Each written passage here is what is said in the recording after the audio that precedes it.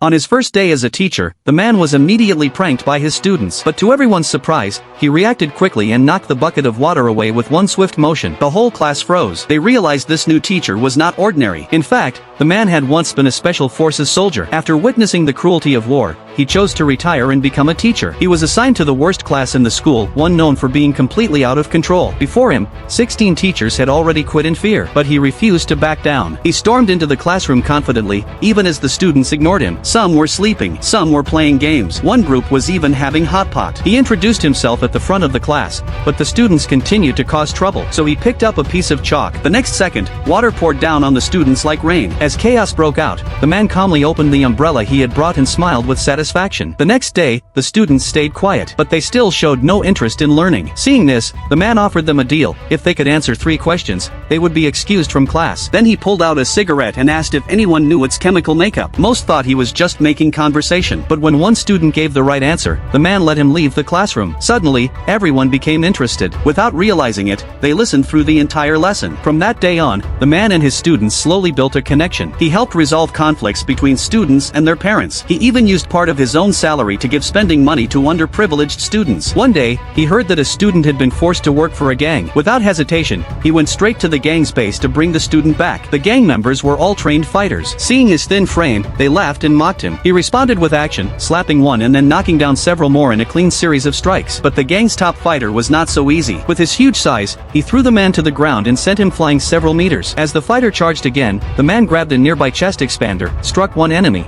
and dropped another to the ground. Wherever he moved, he met resistance, but he kept fighting. Finally, the gang leader stepped in himself. Though the man dodged the first attack with ease, the leader's strength was overwhelming. A powerful kick sent the man crashing down. Still, he recovered quickly. If he could not win with strength, he would rely on speed. He weaved, struck, and soon left the gang leader bruised and bleeding. But the leader was still a champion fighter. One final slam left the man on the floor, groaning in pain. At the same time, the gang leader collapsed from exhaustion. When they both woke up, they were in a hospital. Police officers waited outside the door. If it were you, would you like a teacher who fought this hard for his students?